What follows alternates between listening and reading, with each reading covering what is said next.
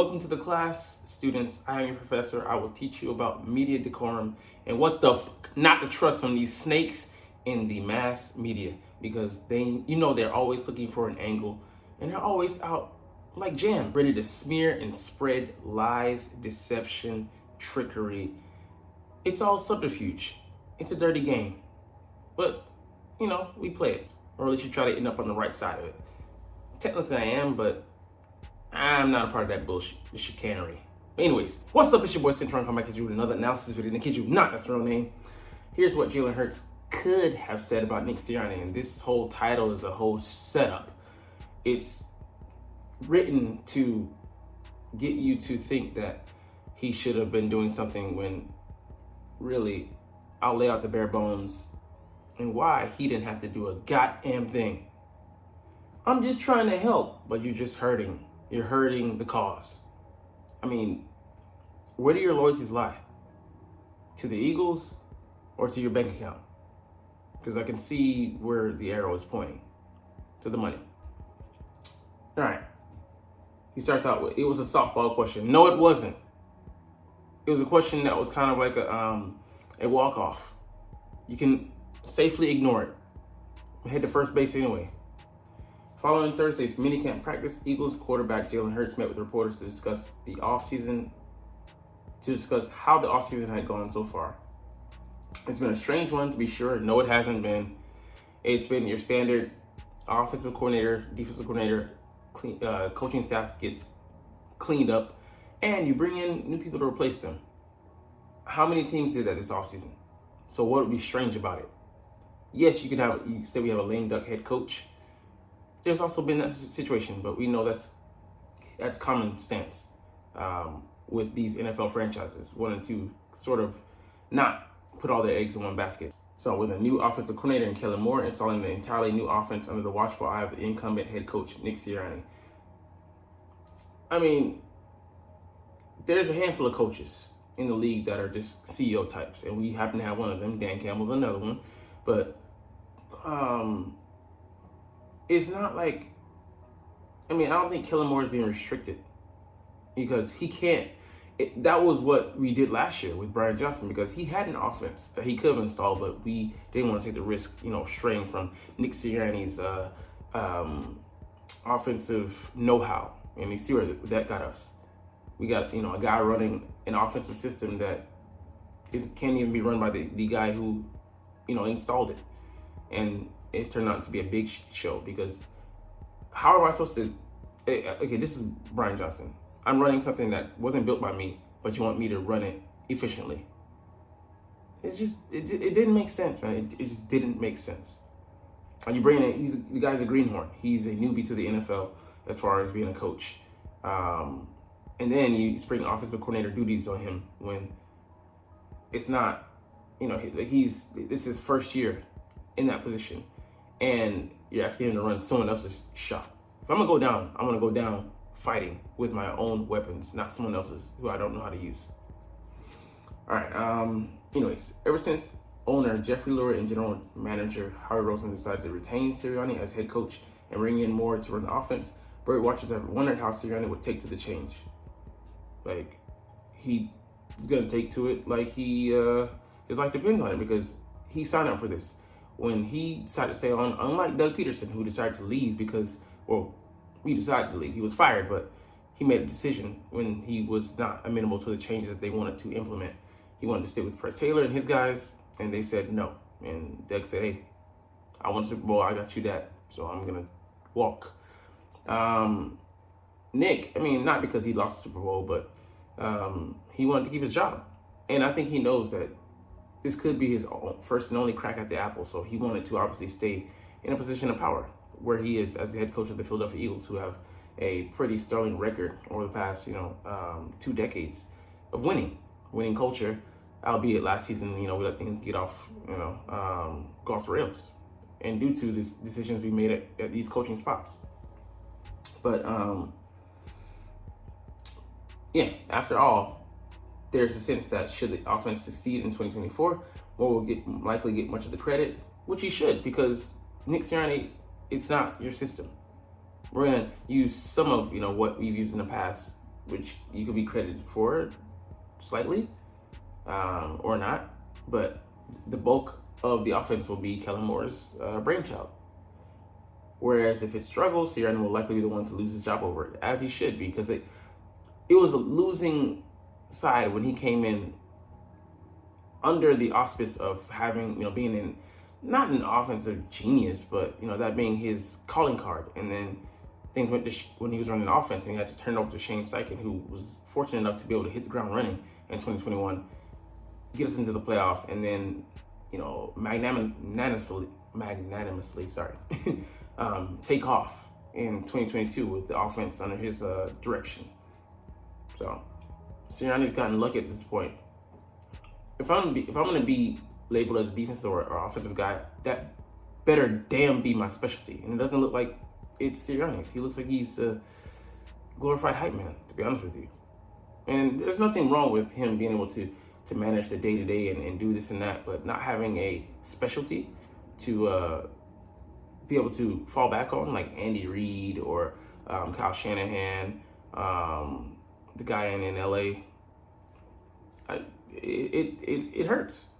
It hurts. It hurts your cause and your positioning. Speaking of positioning, it's a difficult position to put any head coach in, and there's not a small amount of curiosity as to how this is all going to go and how Sirianni is right into it. I mean, yeah, he's got to be having his head on a swivel, feeling a little bit nervous, a little bit queasy, a little bit insecure, to be honest with you. So it made sense for a reporter to ask Hurts a very simple question about the unusual coaching dynamic he finds himself in the middle of. Not really. And think about it, like Jalen Hurts, he's the wrong man to ask about this because he's seen so much change, not even going back to, a few years ago, when he still was a fledgling pro, but going back to his college days, going back to his time at Oklahoma and his time at Alabama. He's seen nothing but change.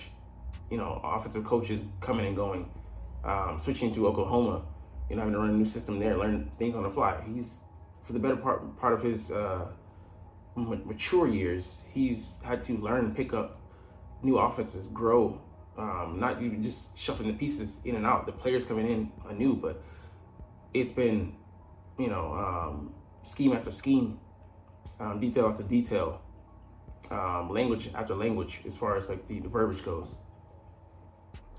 So the question here, what have you noticed about Nick being open-minded to change up the offense like he has? What does this say about him? Easy, a layup. No, it's not, because you know why? One, why would I give away anything to you, the media? Because two, you're the person that lambasted me last season after, riding my coattails, talking me up, giving me the inaugural speech, if you will, to the White House for your hearts when he was coming off a Super Bowl appearance. But then all of a sudden he's a selfish guy. His leadership is no good. He needs to be less stoic and he needs to open his heart up to more to guys and be more human. Huh? This is the same guy. He hasn't changed at all. Only thing that changed was the contract and your perception of him. And perception is reality, but person also gets to control some of that. They get to control at the very least how they react to it.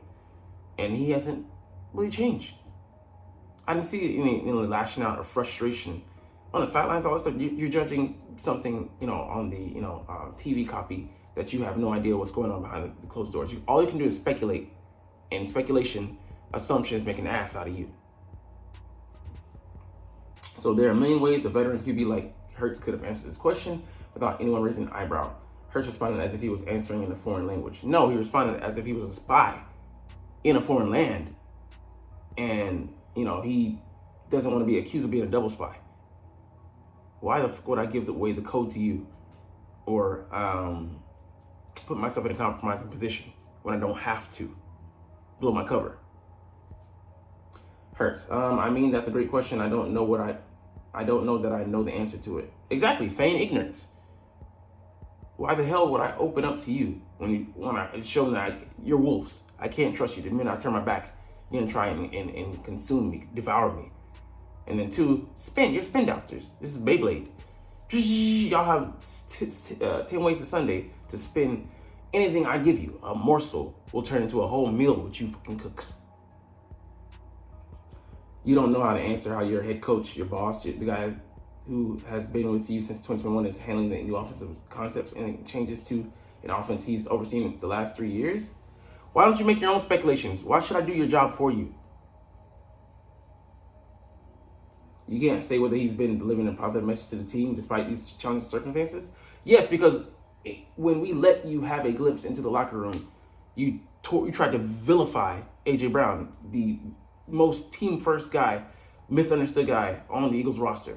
So why would I trust you in the least? You have done nothing to garner a shred of trust from me. In the hopes of getting an answer to the seemingly straightforward questions, aka this dunce didn't get the answer, didn't get the message the first time, a follow-up was proffered. Well, what have you seen from him as far as doing that? So this is just dumb. If I answer the first time, what makes you think I'm gonna answer on the second? In other words, the Sirianni seemed like he's on board. Stop questioning his intelligence. He understood the question perfectly fine. He's not going to fucking answer you. In so many words, he's not going to say that. He's not going to say it, fuck off, but fuck off. In support of what's happening. If he giving the players the sense that he is, in other words, the Sirianni seeming being a good guy and a gracious coach during all this turnover, giving a second chance to pump up his head coach, Hurts responded with this. And I'll say this before I answer. Dick Sirianni, I'm not going to say without a shadow of a doubt, but he knows where he stands with Hurts. But Hurts doesn't owe the world that public backing as far as as long as he knows, he's good. And they'll tell you that, even if there is a rift, it's my job to make damn sure you don't know an inkling about it. And Jalen Hurts is a very private, secret guy. I'm very similar to saying, you'll know what I want you to know. I'll let you know. I'll divulge what I want to. Any other shit, you're not going to have a fucking clue. You're cut off. I think he's been great in the messages he's delivered to the team. Very generic, smart, very concise. Trying to be very intentional in what he's saying. Yeah. Exactly. See, he's learned to be guarded around you guys. I wonder why that is. Seems to me Hurts dialed up quite a bit of word soup to avoid paying compliments to Sirianni. In your interpretation, because you're out for blood, you're a shark in the water, and you're looking for something to make your jaws movie, your jaws calling card, fearmonger. To be clear, I have no idea if these two men like each other. I have no idea if they tolerate each other.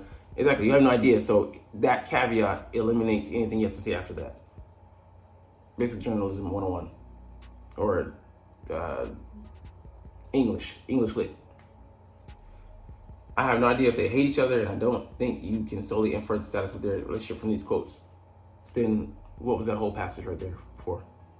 What I can tell you is there are a million other ways to answer this softball question in a way that doesn't cause controversy. For example, Nick is a professional and understands what we're doing here. I think it's been great, but what you're not saying is there's going to be a follow-up to that. You guys are starving piranha.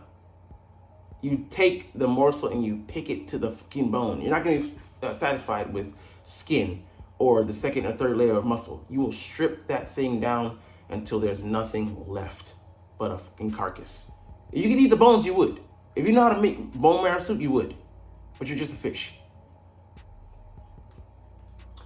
Easy, simple, no muss, no fuss. Or how about it's a difficult position for any coach to be in. As players, we have his back. We know he's a good coach, and he and Kellen are working great together. You should be able to infer that. Has there been any public spats or anything behind the scenes coming out? No. And yes, it's early on that front. But again, why would I let a fox into my hen house? I'm not trying to have a product get eaten up or get the secret recipe exposed. It's the reason that we don't know KFC's secret recipe. They kept this hidden for years because of snakes like you who would take it, replicate it, open a restaurant, and play in your face and tell you that, oh no, this is my original. Lying through your fucking teeth. Okay, the response doesn't have to be true, it just has to be believable. How about one more? So you're asking him to be one thing Jalen Hurts is not: a fake, a phony, disingenuous. Nick's always done a great job of getting us ready to play. He's done a great job of trying to get us on the same page. That's not to say that there haven't been and won't be challenges, but we're all in this together, and he's making sure it stays that way. He's here, which means the brass believes in him, at the very least, giving him a reprieve to fix what what went wrong and what were his mistakes last year. Clean it up. We saw the challenges last year. We lost 6 out of 7 games. Steve Wonder could see that shit. So for you to try to sit up here and try to pry your fucking cold, clammy hands into this pie. No. Get the fuck out the kitchen. You don't belong here. These are all responses that could or should have been offered as a reflex for a player with as much experience dealing with the media as Hurts if he wanted to defend his coach and give him some cover. Reflex. No, what you give him is acid reflex. By not offering some kind of platitude, he gives the impression that he has nothing nice to say about Sirianni. So it's the impression. But guess what? He doesn't give a fuck about your impression. They will say this to their blue in the face in so many different ways because they're trying to play nice, and it's a great, ebb and flow, push and pull on. You can be a politician off of this, and just how to control the atmosphere, room, environment, 101, high pressure situation, and high optics. But no, what does this mean? Not right now. I'll answer again. Not right now. With a smile, deferring to that, but pushing you off, giving you distance. It's like a receiver running a route. I want subtleties, and there's a subtlety in this this front I'm putting up. Mind your damn business. I'm telling you nicely. Get the message, or I'll just keep telling you until you can get it. Okay?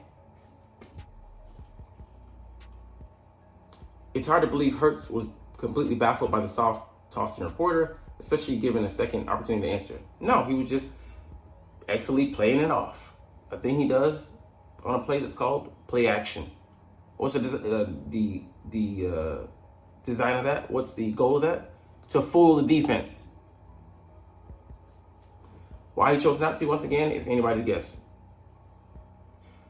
Yeah, anybody's guess, but yours. Because apparently you're too stupid to know that, hey, he doesn't want you to know. So yeah, keep guessing. And because that's the only thing he'll allow you to do. But this is the game you play, Quote Joker, the mob, they ground out a little profit, the police tried to stop them. What you're doing, it's so boring. But this is the game that we play. I'll leave you with a quote from one of my third favorite, maybe anime now, or fourth, Yu Yu Hakusho. Sensui's lover said to him, I'm gonna pause, but media, go and find yourselves a new enemy to create, as that is what you do, what you're so good at. Anyways, you're not even watching though, but it's all good because I love talking about the Eagles and I love making these videos, especially ones like this where you dive into the psyche of the twisted, dark media. Anyways, we'll chunk this officially, but as always, it's fly, Eagles fly, and let's motherfucking go! Like, comment, share, subscribe. Thanks for watching. Check me out at Cintron Anime, Cintron Life, or Cintron Laughs, or other social media.